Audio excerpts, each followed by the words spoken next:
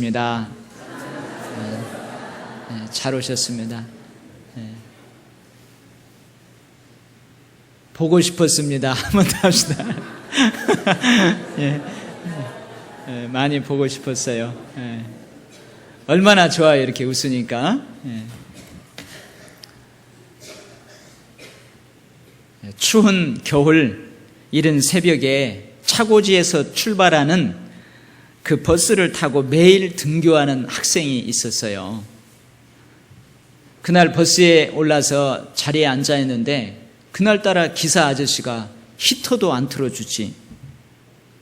빨리 출발을 해야 되는데 더디게 출발을 하지. 그래서 이 학생이 짜증이 났나 봐요. 그래서 자기가 앉아있는 앞 의자를 발로 툭툭 차면서 퉁명스럽게 불만스럽게 그 아저씨에게 큰 소리로 외쳤습니다. 아저씨, 이 똥차 언제 출발해요? 그런 거예요. 그러니까 기사 아저씨가 백미러로 딱 보더니 학생, 조금만 참아. 똥이 차야 가지.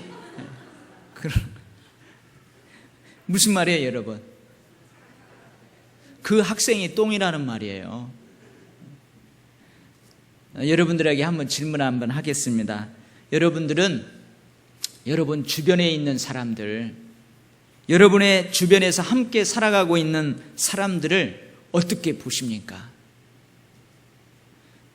여러분, 자본주의의 사회 병폐가 한 가지 있는데 그게 뭐냐면 인간의 존엄성, 인간의 존재 가치를 너무 평가절하한다는 거예요. 모든 가치를 돈으로 환산하는 경향이 있습니다. 물론 모든 식당의 주인들이 다 그런 건 아니지만 여러분, 짜장면집 주인이 손님이 한 명 딱 들어오면은 어서 오십시오 하는데 속으로는 어떻게 해요? 아, 짜장면 한 그릇 들어오는구나.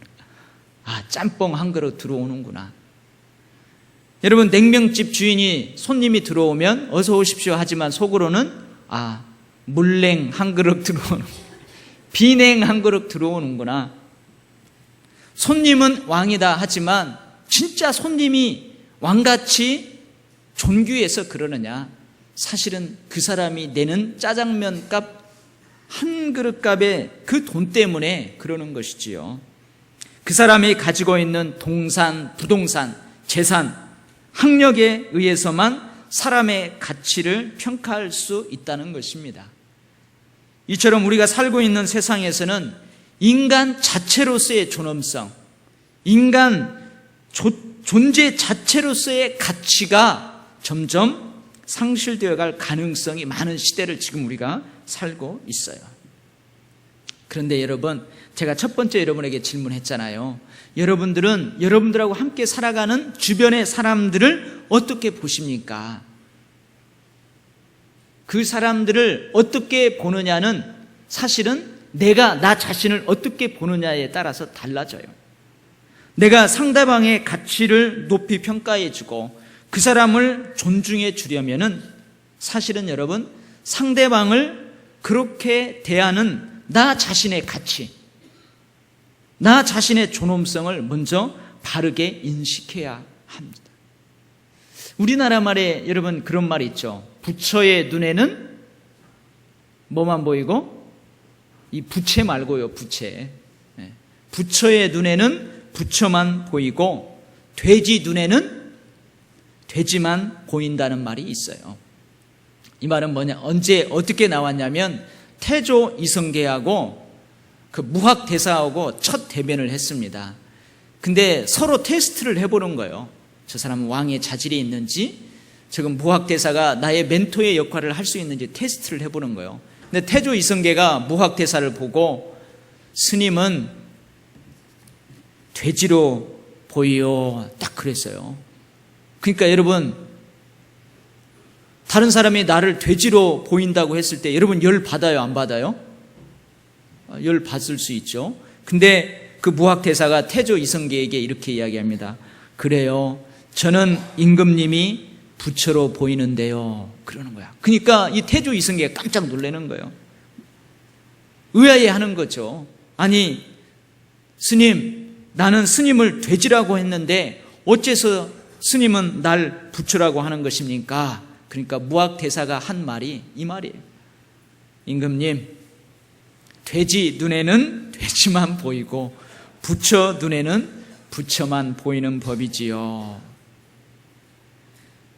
아까 그 학생이 자신이 타고 있던 그 차를 대통령이 타는 1호차로 여겼다면 자신은 뭐가 되는 거예요? 대통령의 대우를 받는 거예요. 그런데 자기가 타고 있는 차를 똥차로 보니까 똥차에는 뭐가 실려야 돼요? 변이 실려야 되는 거죠. 그러니까 뭐요? 자기가 똥으로 대우받는 거예요. 마찬가지입니다.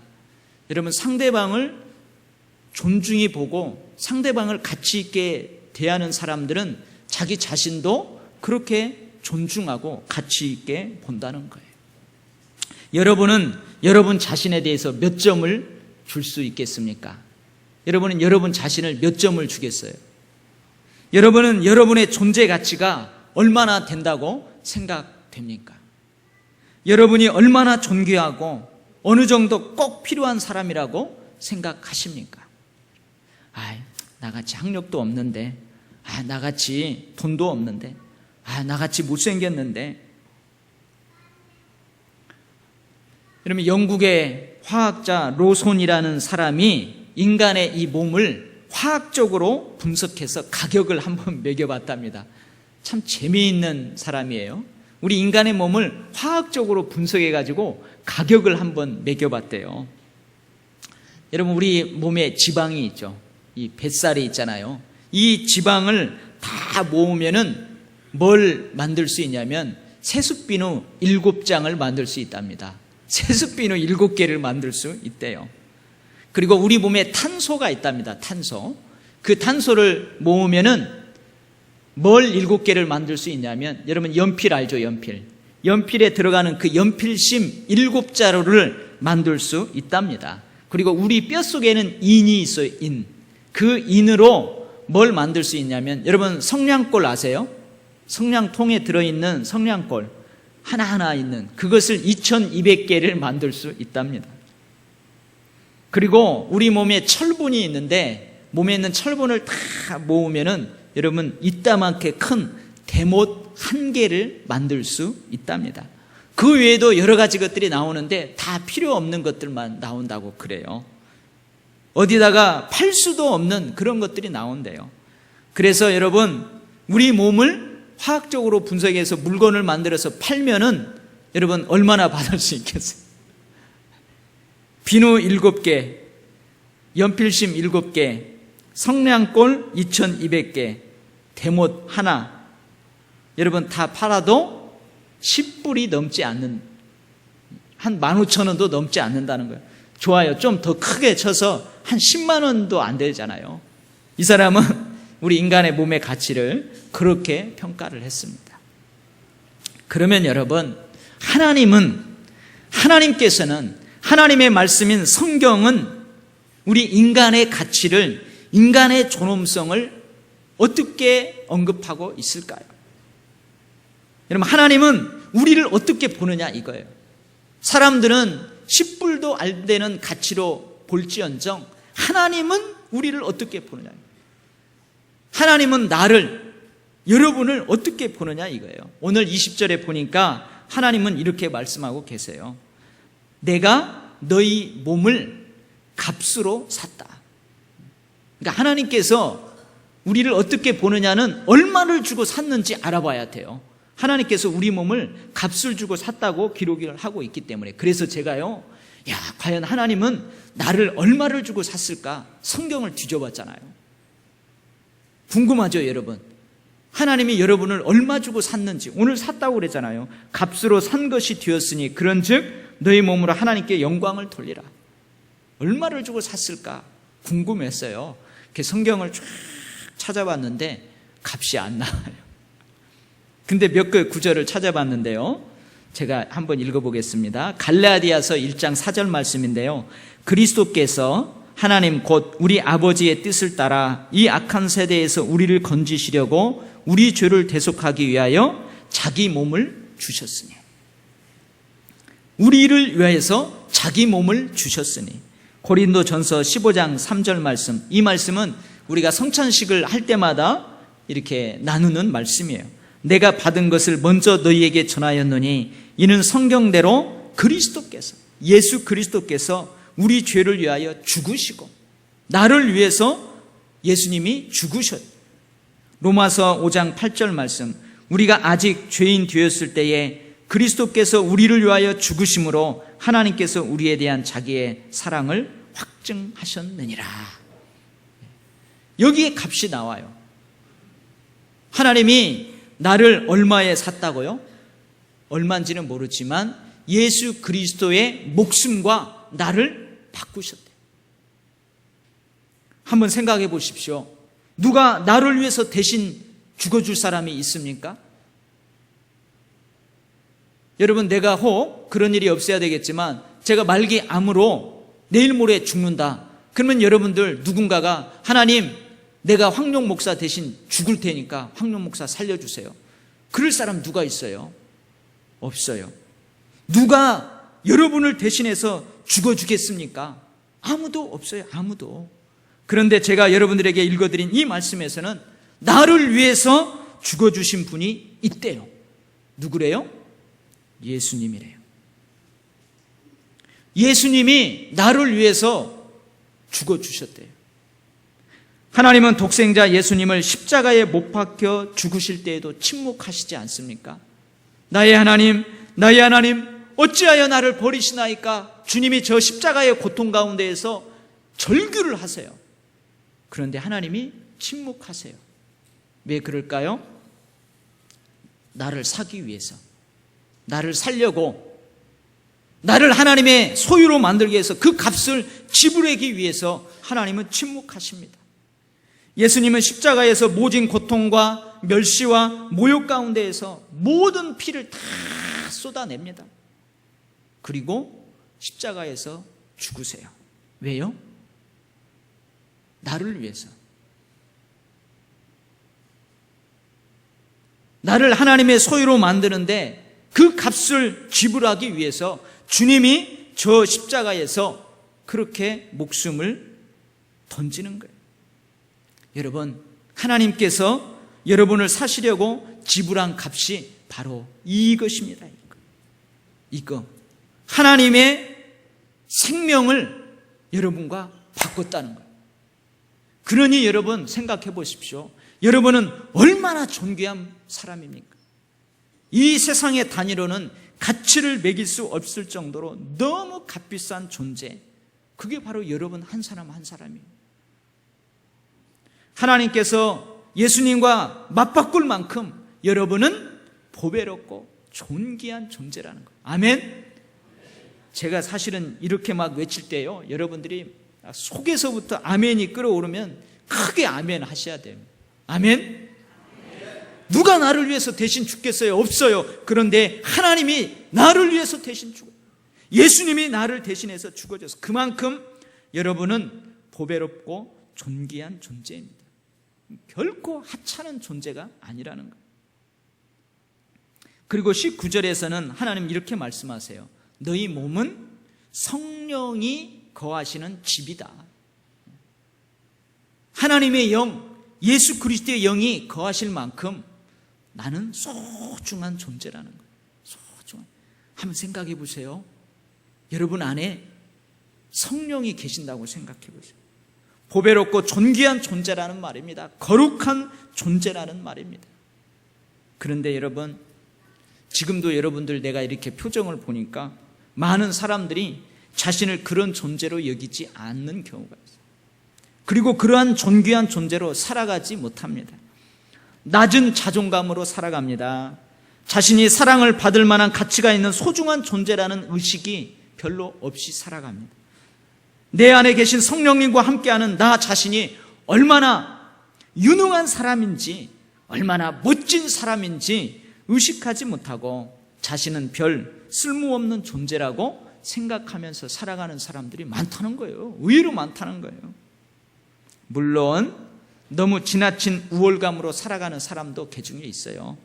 그래서 오히려 주변 사람들을 하찮게 여겨요. 하찮은 존재로 여겨요. 교만하게 자신만이 소중한 존재인 듯이 잘 못 살아가는 사람들도 물론 있지만, 그러나 많은 사람들이 바른 자존감보다는 열등감을 가지고 살아가는 경우가 참 많다는 거예요. 왜 열등감에 사로잡혀요? 매사에 다른 사람과 비교하기 때문에 그래요. 아, 저 사람은 나보다 잘생겼는데 음매 기죽어. 저 사람은 나보다 부유한데, 저 사람은 나보다 많이 배웠는데, 저 사람은 자식을 잘 갖춰가지고 말이야 아주 훌륭한 사람 만들었는데, 사람들과 비교하면서 열등감을 가지고 살아가는 사람들이 많아요. 나는 하나님께서 예수님의 생명을 값으로 지불한 존재라는 절대적 평가보다는 다른 사람들과 비교하면서 상대적인 평가를 하면서 열등감에 사로잡히는 사람들이 많다는 거예요. 오래전 일입니다. 아주 오래전, 실제로 있었던 일이에요. 여러분, 강남의 한 고등학교에서 한 학생이 60평짜리 아파트 베란다에서, 자기 집 60평짜리 아파트 베란다에서 떨어져서 자살을 한 사건이 있었어요. 근데 왜 자살을 했느냐? 자살한 이유가 참 이해도 되지 않습니다. 왜냐하면 자기 반에서 학급 회의를 했어요. 회의를 했는데 어떤 회의를 했냐면, 우리 같은 반에서 우리 가난한 학생을 좀 도와주자. 가난한 학생을 도와주자 그랬어요. 그래서 가난한 학생을 뽑았는데 그 자살한 학생이 뽑혔어요. 근데 그 자살한 학생은 여러분, 부모님이 어디 뭐 기업체에 아주 좋은 직장의 임원이에요. 임원이에요. 60평짜리 아파트에서 아주 부족함 없이 살아가요. 그런데 그 학생이 자기 반에서 가장 가난한 사람이라고 뽑혀서 라면 3박스를 구제한다고 받은 거예요. 그리고 이 학생이 집에 돌아와 가지고, 왜 이렇게 우리 집은 가난하지? 왜 우리 집은 이렇게 못 살지? 여러분, 60평대 아파트에서 사는 그 사람이 가난해요? 아버지가 어디 뭐 기업체에 임원으로 있는데 가난해요? 그렇지 않아요. 왜 우리 집은 이렇게 못 살지? 하고 그 라면 3박스를 베란다에 놓고 뛰어서 내려서 자살했다. 왜 그래요? 절대적 평가보다는 상대적인 평가를 하기 때문에 그래요. 옆에 사람들하고 비교해서 그렇기 때문에 그래요. 자신을 무가치하게 생각합니다. 삶에 대한 의욕을 상실합니다. 사람들과 어울리기를 싫어하고 피하기까지 합니다. 열등감에 사로잡히면요, 상대적 평가를 하게 되면요, 그렇다는 거예요. 다른 사람이 나에 대해서 조금만 부정적으로 말해도 쉽게 감정을 상합니다. 쉽게 분노를 일으켜요. 과민 반응을 하게 돼요. 그러니 여러분, 주변에 있는 사람이 존귀하게 보이지 않는 것은 당연한 것입니다. 여러분, 나 자신을 존귀하게 보지 못하는데, 나 자신을 존귀한 존재의 가치로 보지 못하는데 어떻게 상대방을 존중하고 소중한 존재로 대하겠습니까? 절대 그럴 수 없다는 것입니다. 아주 강의를 잘하는 사람이 있었어요. 그래서 그 사람이 강의를 하잖아요. 세미나를 하잖아요. 그럼 사람들이 막 줄을 서서 기다립니다. 근데 그 소문난 강사가 수많은 사람들을 모여놓고 세미나를 하는데, 그분이 갑자기 지갑에서 10만 원짜리, 일부의 때는 내가 10만 원짜리였는데 100만 원으로 올리겠습니다. 이 100만 원짜리 수표를 딱 끄집어냈어요. 100만 원짜리 시퍼런 수표를 딱 끄집어내서 세미나를 하는 사람들에게, 이 100만 원짜리 수표를 가지고 싶은 사람 손 들어보세요. 그러니까 한 사람도 안 들고 다 손을 드는 거예요. 아, 그래요? 모두가 다 이거 가지고 싶죠? 그러더니 갑자기 이 강사가 100만 원짜리 수표를 막 꾸깃꾸깃 하는 거예요. 이렇게 꾸깃꾸깃 하더니, 자, 이래도 이 100만 원짜리 수표 가지고 싶습니까? 그랬더니 네, 다 손을 들었어요. 그래요? 그러더니 이번에는 꾸깃꾸깃하진 이 100만 원짜리 수표를 땅에 던져서 발로 막 밟는 거예요. 발로 비비는 거예요. 그리고 다시 그걸 주워서 다시 물어봤어요. 여러분, 아직도 이 100만 원짜리 수표를 가지고 싶습니까? 그러니까 이번에는요, 역시 모든 사람들이 다 손을 들었어요. 그러니까 그 강사가 이렇게 이야기합니다. 제가 아무리 100만 원짜리 수표를 마구 구기고 발로 짓밟고 더럽게 했을지라도 그 가치는 전혀 줄어들지 않습니다. 아멘? 여러분, 우리가 살아가는 인생의 무대에서도 이와 마찬가지입니다. 우리는 여러 번 바닥에 떨어지는 경우가 있어요. 바닥을 치는 삶을 살아야만 되는 그런 상황이 있어요. 짓밟히고 더러워지는 그러한 일을 경험할 수 있어요. 실패라는 이름으로, 패배라는 이름으로 겪게 되는 그 아픔들이 있어요.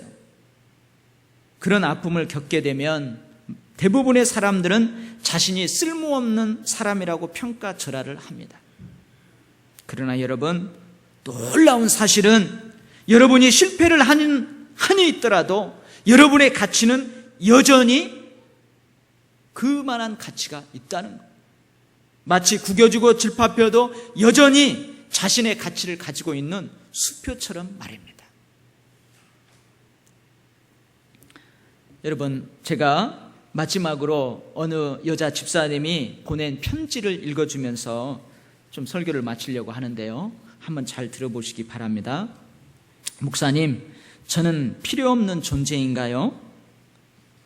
저는 모태신앙으로 그리스도인 가정에서 자랐고 여고를 졸업하던 이듬해에 바로 지금의 남편과 중매 결혼을 해서 이남을 둔, 아들 둘을 둔 50대 가정주부입니다. 두 아이들은 지금 열심히 공부해서 좋은 대학 3학년이고 좋은 대학 1학년에 재학 중이며 공부도 참 잘합니다. 남편은 조그마한 사업체를 경영하며 생활에 별 어려움은 없습니다. 온 식구들이 믿음 생활을 하고 있고 저는 믿음이 깊지 못한데도 집사 직분을 받았습니다. 그런데 최근 들어 제 자신이 너무 초라해 보이고 나는 쓸모없고 무익한 존재라는 생각이 부쩍 들면서 무슨 일이 일어날 것만 같아 불안하고 이러다가 제 자신이 무슨 일을 저지를 것 같은 두려운 생각도 듭니다. 남편과 아이들을 보면 대견하기도 하고 또 감사한 생각도 듭니다만 제 자신은 그들에 비해 너무 모자라고 아무것도 아니고 이러다가는 아주 바보가 되어버리는 게 아닌가 하는 어리석은 생각도 듭니다. 뿐만 아니라 못생긴 저의 외모가 요즘 저를 무척 괴롭힙니다. 지금까지 제가 예쁜 편이라고 생각한 적은 한 번도 없으며 저의 못생긴 얼굴 때문에 하나님께도 퍽 많이 원망을 했었죠. 아이들이 어렸을 때는 그래도 저를 많이 따르곤 했습니다. 그런데 유사히 아이들이 저를 일부러 멀리하려고 하고 아이들이 나한테 이런 말을 해요. 엄마는 너무 민주적으로 생겼어요. 남편도 이렇게 말한대요. 당신 같은 추녀하고 지금까지 내가 어떻게 살았는지 몰라. 이런 말을 서슴지 않고 내뱉습니다. 물론 농담인 줄 알지만 한두 번이 아니고 자꾸 들을 때마다 속상하고 고민이 됩니다. 남편이나 아이들 모두가 자기네 일에만 열중이지 하루 종일 집에서 자기네들 뒷바라지하느라고 애쓰는 아내여 엄마인 저에게는 관심조차 없습니다. 유사이는 모든 일에 자신감이 없어지고 나는 아무것도 할 수 없다고 무능력하게 느껴집니다. 아무튼 저의 심정은 나는 필요 없는 존재요, 무익한 사람이라는 생각뿐입니다. 남들처럼 직장 생활을 한 것도 아니고 아는 것도 없고 도무지 나는 무엇인지 줄 수 있는 것이라고는 하나도 없는 텅 빈 인생 같습니다. 50대 가정주부의 집사님이 이런 편지를 써왔어요. 여러분 한번 생각해 보십시오. 이 50대의 이 집사님이 여기 휴먼시아 사단지로 이사 와서 오늘 이 자리 예배를 참석하면서 이 설교를 들으면 그 집사님의 생각이 바뀌겠죠. 생각이 바뀔 것입니다. 아, 나는 필요 없는 존재, 무익한 사람이 아니었구나. 나는 그 누구하고도 비교할 수 없는 존귀한 존재, 나는 꼭 필요한 사람이었구나. 이렇게 생각이 바뀌게 될 것입니다. 그리고 자신감을 회복할 것입니다. 그리고 인생이 즐거울 거예요. 아들이 뭐라고요? 엄마 민주적으로 생겼다고요? 그래, 어쩔래, 나 민주적으로 생겼다. 그래도 나같이 민주적으로 생긴 사람 이 세상에 한 사람도 없어. 자신감이 생기는. 아이고, 당신 같은 사람하고 추녀하고 어떻게 내가 지금까지 살았는지 몰라. 그러면 어떻게 해요? 나는 당신 같은 추남하고 어떻게 살았는지 몰라요. 그래도 나 같은 추녀는 한 사람밖에 없어요. 자신감이 회복될 거예요. 혹 이 50대 가정주부와 같은 그러한 심정으로 삶을 살아가고 계신 분들이 있습니까? 그러면 여러분 용기를 내세요. 여러분은 어떤 존재라고요? 예수님이 저 십자가에서 피를 다 쏟으시고 생명을 거기다가 던질 만큼 여러분들은 그렇게 보배롭고 존귀한 존재인 줄 믿습니다. 아멘. 그래서 오늘요 특별한 찬양을 하겠어요. 물론 찬양대하고 같이 합니다.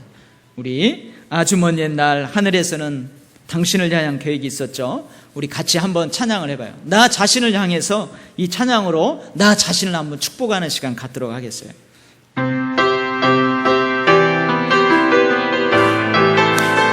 자기를 축복합니다.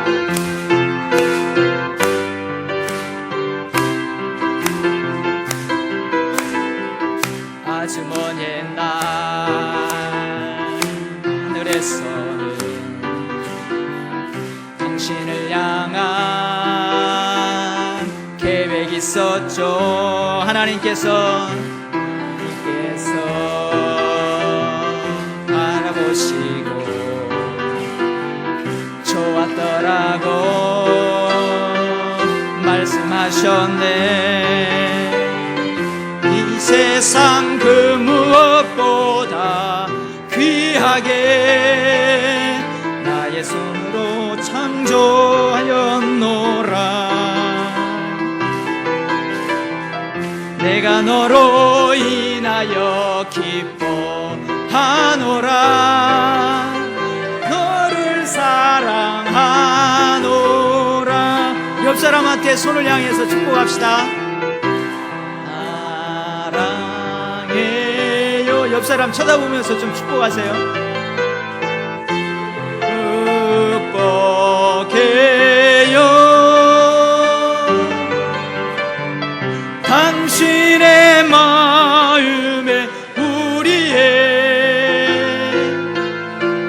사랑 드려. 한 번 더 합시다. 아주 먼 옛날 박수 치면서.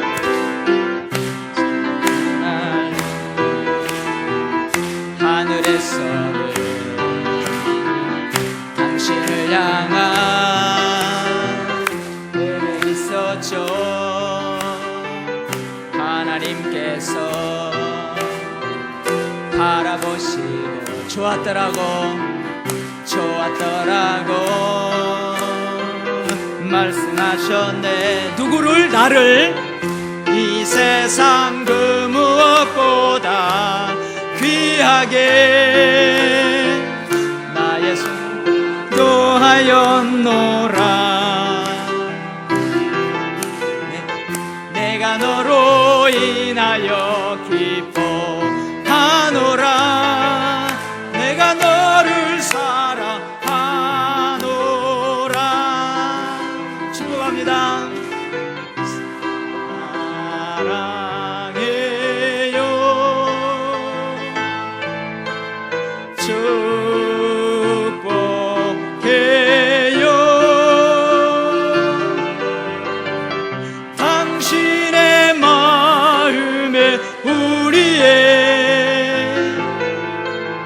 사랑을 드려요.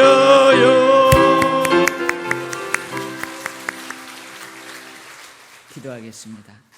하나님 아버지, 이처럼 우리는 보배롭고 존귀한 존재인데 하나님께서 이 땅에 나를 보내시려고 오랫동안 계획하시고 아름다운 것 가득 담아 이 땅에 보내주셨는데 하나님, 이리 쓸리고 저리 쓸리고 또 비교하다 보니 그러한 존재 가치를 잊고 살았습니다. 하나님, 오늘 주신 말씀처럼 위축되지 않게 하시고 예수님의 생명을 값으로 지불하고 나를 하나님이 사셨사오니 하나님의 영광을 위하여 늘 즐겁고 행복한 삶, 용기 있는 삶, 자신감 있는 삶, 그렇게 살아갈 수 있도록 여기 머리 숙인 한 사람 한 사람 하나님께서 그렇게 감동시켜 주시고 다스려 주시옵소서. 하나님, 구겨지고 짓밟혀도 우리의 존재 가치는 상실되지 않는다는 사실을 기억하며 실패할 때도 일어나게 하시고 좌절할 때도 다시 일어나게 하시고 상처받았을 때도 다시 일어나게 하셔서 존귀한 마음 가지고 상대방을 존귀히 여기며 더불어서 행복한 인생의 여정을 경주해 나갈 수 있도록 우리 모두를 축복하여 주옵소서. 예수님 이름으로 기도하옵나이다.